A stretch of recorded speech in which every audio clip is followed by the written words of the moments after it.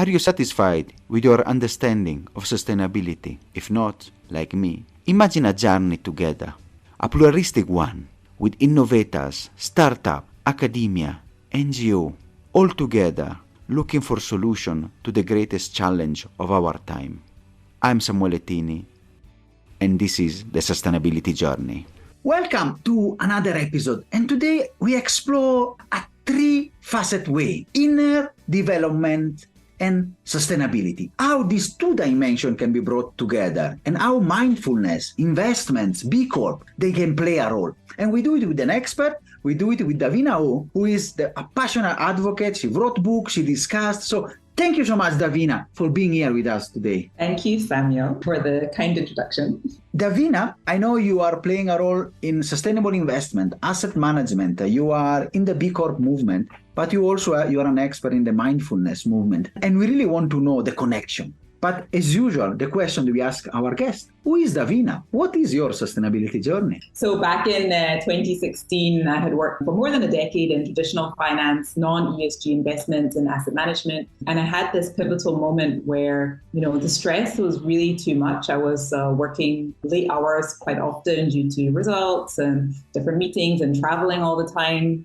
I actually ended up something called IBS, irritable bowel syndrome, where you have a really kind of sore stomach. And I was the Mandarin Oriental in Singapore doing meetings with companies actually. And my stomach was so sore that I actually had to go to a disabled toilet, lie down on the floor. I took off my dress, I lay down on the floor in a disabled toilet just to get some rest and some respite from the pain that I was feeling. I had that kind of moment as I was staring up at the ceiling, like there has to be a different way to live.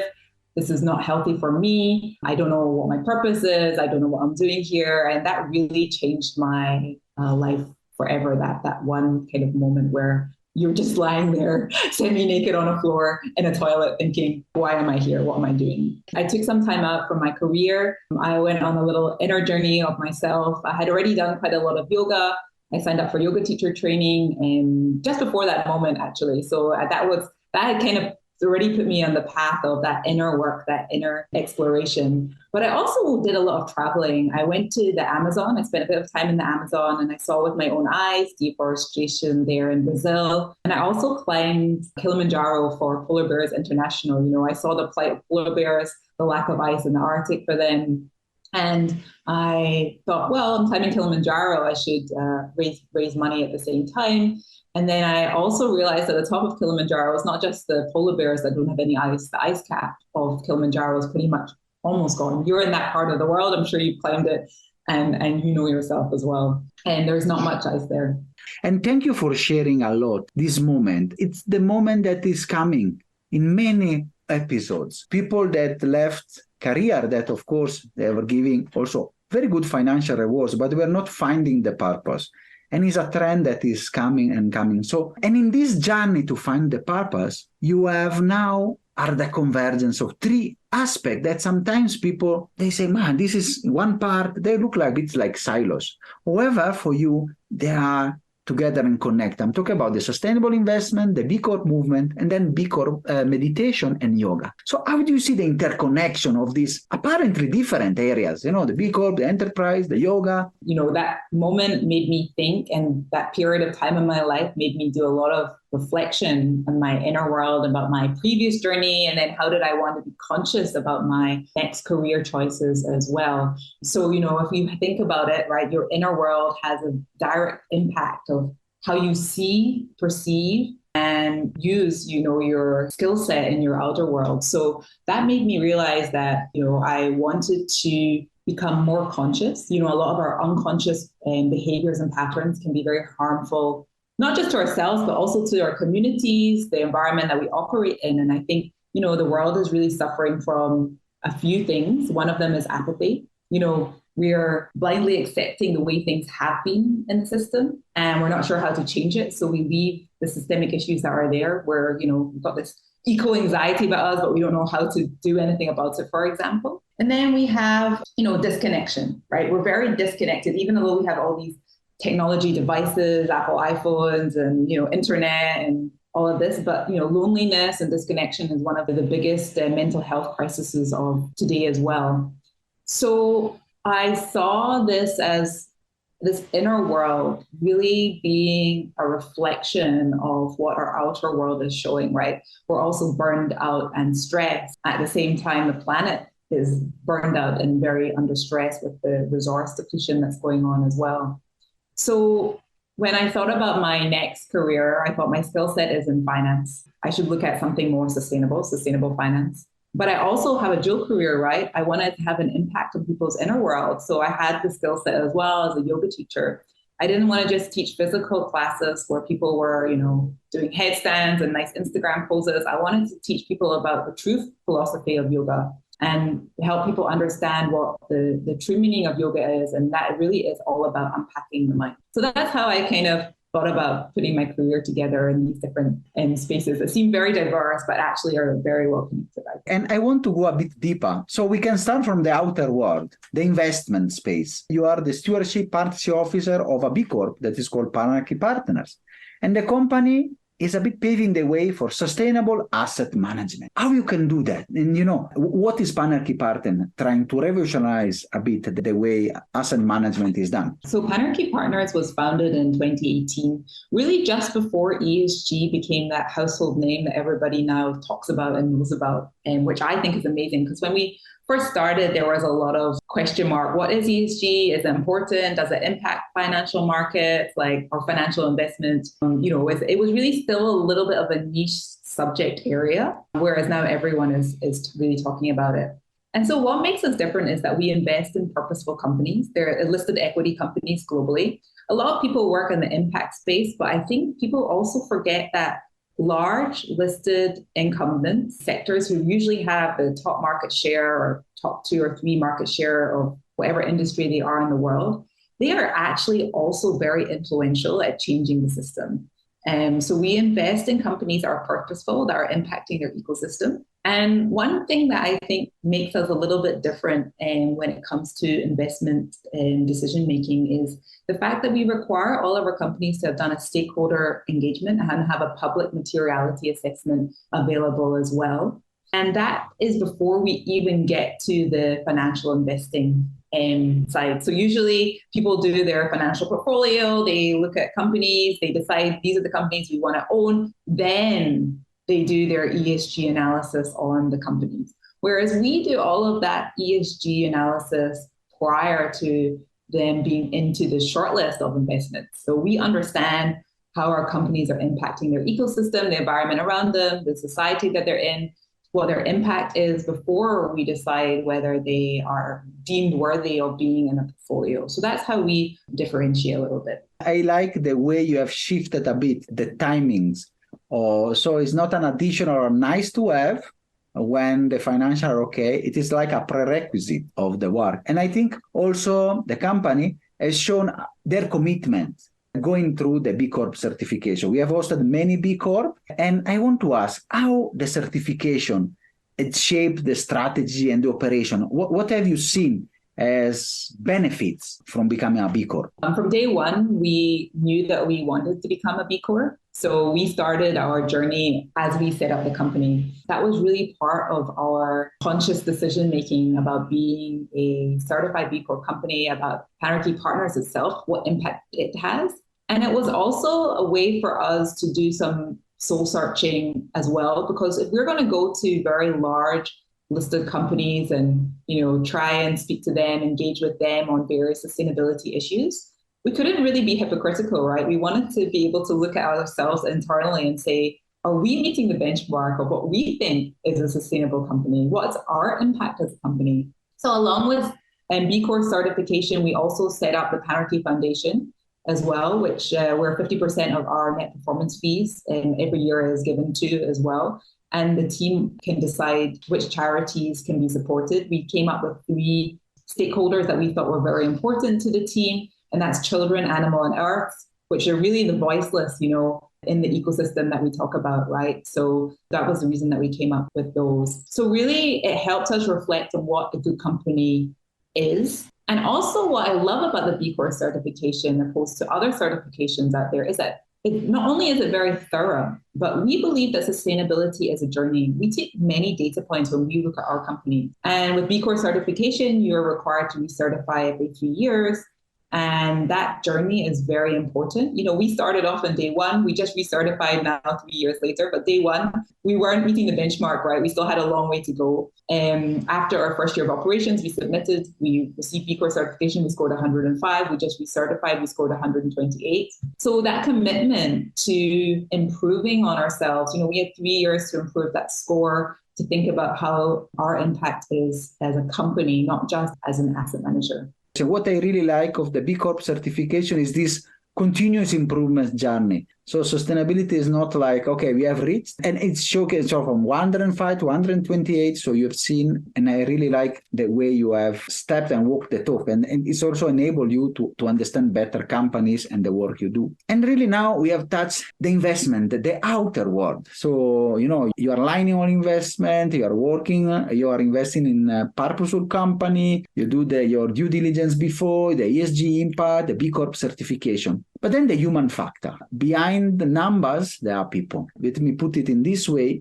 I've seen you have started a journey also into meditation. I can say really successful, millions of listeners and around the world and discussion. So learn to meditate with me. So how did you start also that journey, pivoting from the investment space? And what inspired also you? So I did my basic yoga teacher training quite a long time ago. But like I said previously, I felt like there was so much more to yoga than simply just the physical part. The physical part is helpful and useful, but I definitely felt the impacts during that training on my mind, on myself, my mindset. And I wanted to understand a little bit more about that journey of going deeper with yoga from a philosophical point of view.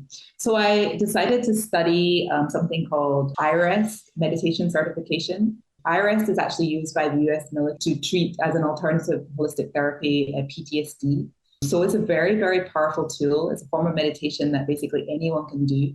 It's pretty safe for most populations. And it's very therapeutic. You lie down, you listen to someone's voice, you don't need to do anything. And you're guided as your brainwaves go into deeper brainwaves, very similar to sleep. And what I loved about this, I thought, is that the world needs this. This is a really important aspect of what's going wrong in the world, right? We're so used to being active, doing, but we haven't been taught how to rest.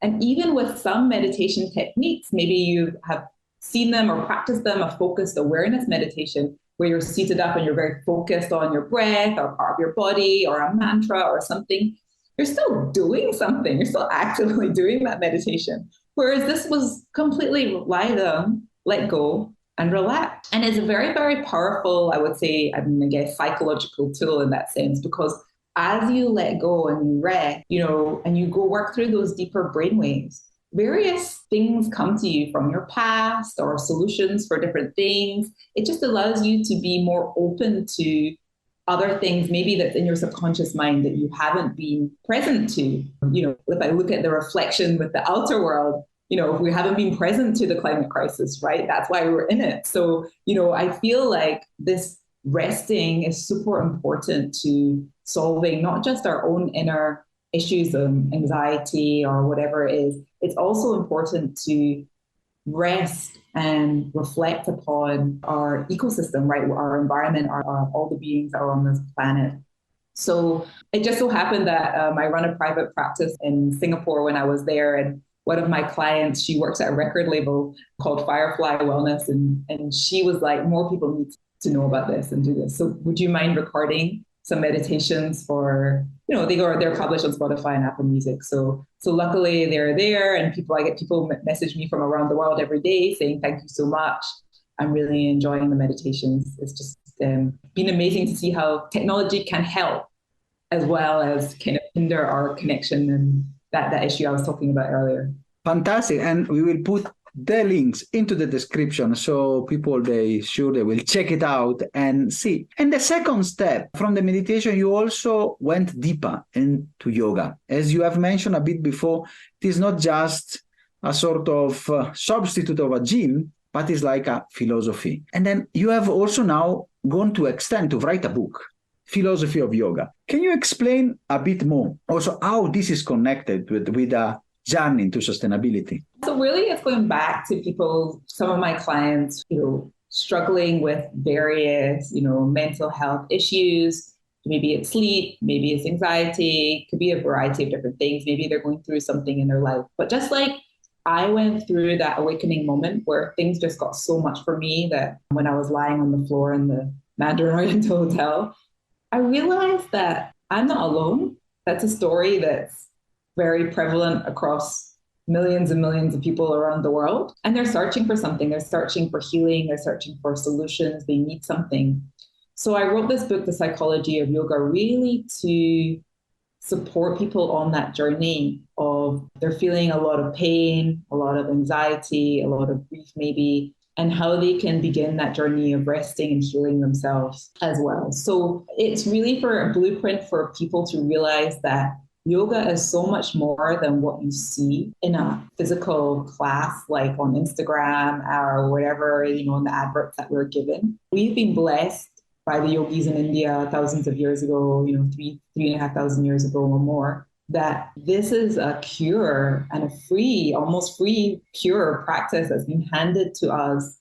It's really fascinating. And also we'll put the link to the book because it's available online and you can go deeper a bit on how to see the philosophy and what is behind and discover your journey in that. And now a question that I think is coming. They look like two legs. You have mindfulness, you have the work, and the outer work. So how this inner journey can play a pivotal role? How do you think that this relaxation, yoga can play a role in addressing our systemic issues that we are having in our planet now? So if you speak to anybody nowadays, the one word you'll hear back if you ask them, how are you, is usually stress.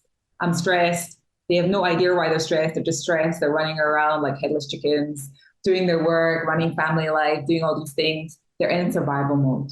That's not what the planet needs, because stress makes us biologically selfish, right? And there's nothing wrong with that, right? We do need to be selfish. We need to focus on our survival, but it also doesn't allow us to have that bigger or wider picture.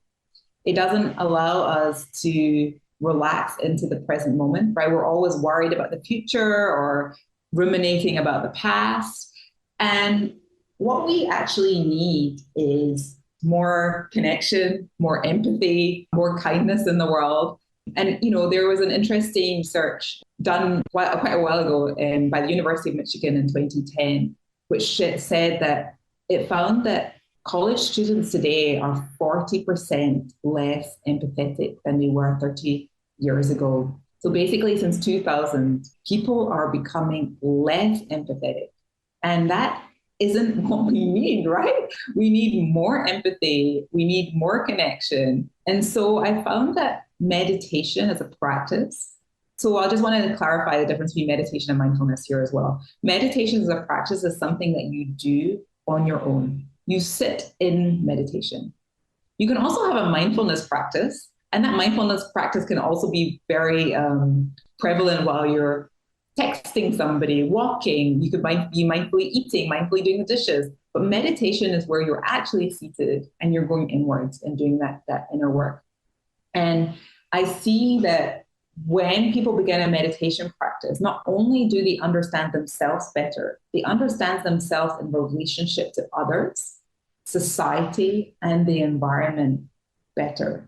And then they act more mindfully in their lives. Maybe they just start breathing when there's an argument or impacting their family members. They just see the other person's perspective, right? Rather than escalating the issue. And it can also filter all the way down into how we act in society and how we think about the environment as well. So that's where I see how these two things interplay. Oh, and there's one more thing I wanted to bring up on this as well as how they're intersected is that I'm not sure if you're aware of this, I'm sure you are, but out of Europe in the past, really since the pandemic, there has been developed the inner development goals, which are 23 different inner characteristics that we need in order for the sustainable development goal, the UN SDGs, in order for them to be achieved. And there was actually a very interesting report from B Corp a few years ago, just I think around or after the pandemic as well. And B Corp have this UN SDG impact measurement tool as well. And they also found that the SDG development had stalled during that period of time.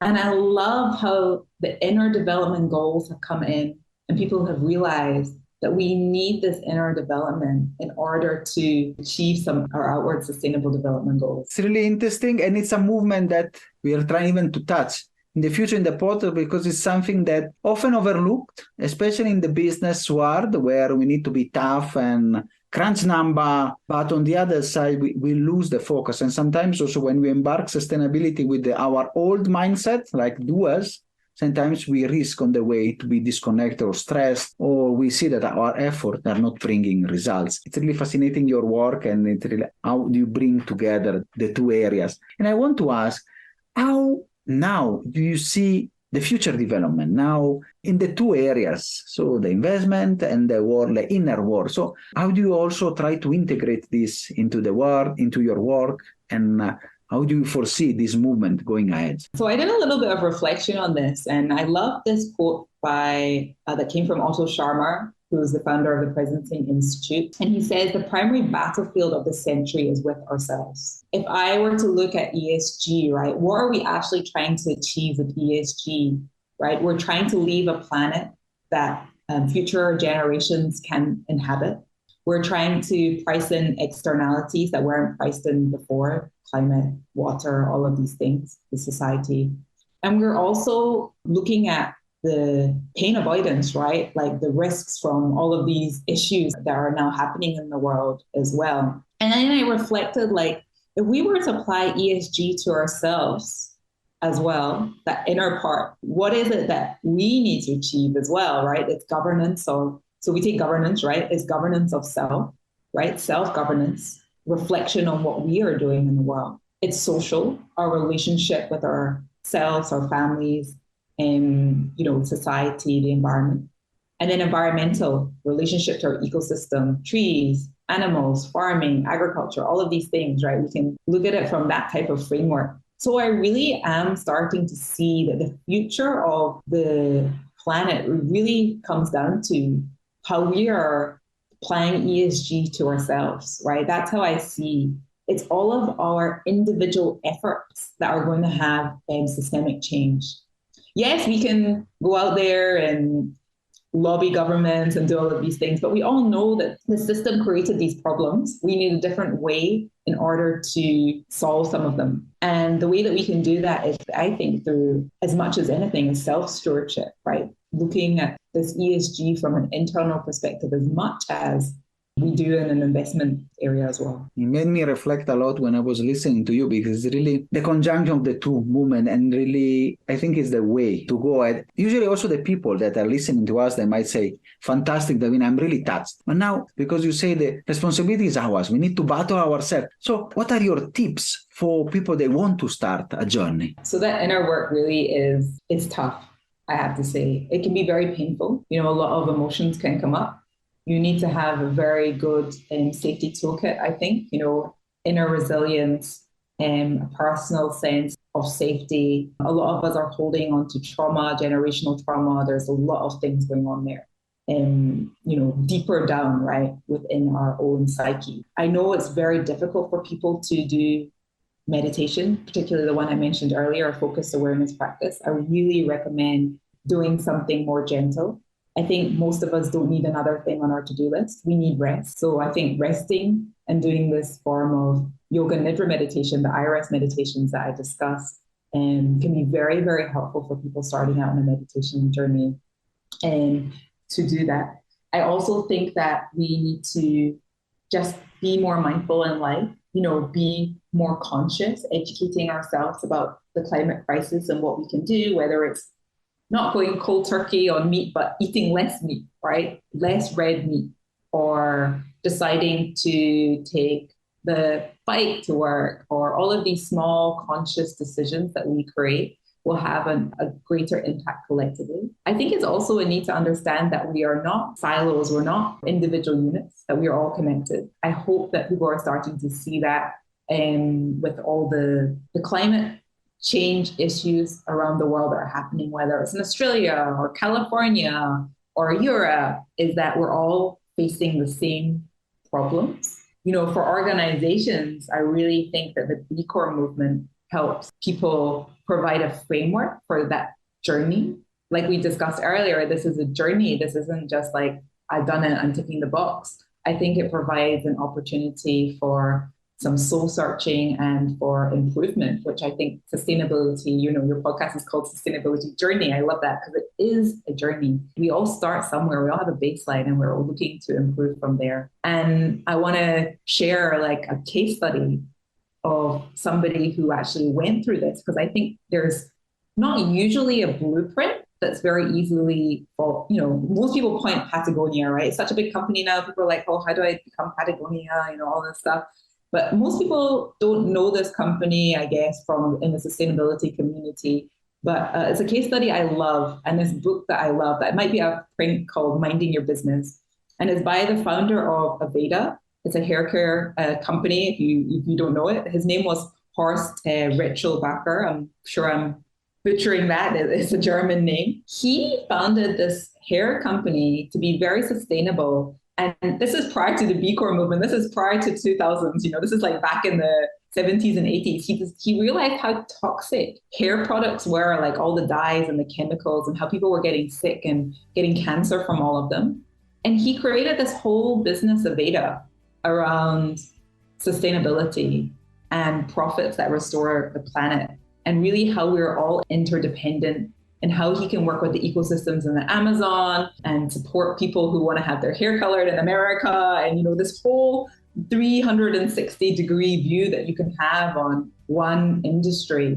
And I think it's a fascinating book because he really talks about it from his own personal journey and how that influenced him in the corporate and the organizational world, and how it led to him founding a very big company now, Aveda, as well. So I love this example because really he talks about the principles of enlightened capitalism. And I think this just provides a really good blueprint for organizations, founders, anybody who's interested to think about how you're running your business and how it can have an impact beyond just shareholders. Very powerful message. And a lot of food for thoughts for the people that are listening. We will put all the links, everything that you have mentioned, and I will also start the journey because it's really important to the continuous improvement. And also our portal is trying in a way to give voice to people and to bring the voice of change maker, people giving solution and working for a positive world. We have a lot of negativity in the world. Positivity is what we need. We need to say there is hope and there is possibility to change the trend. So, Davina, I really want to thank you so much for your wonderful episode and for a wonderful insight. It's been a pleasure and honor hosting you. Thank you, Samuel. Are you satisfied after this wonderful episode? Let's continue together our sustainability journey.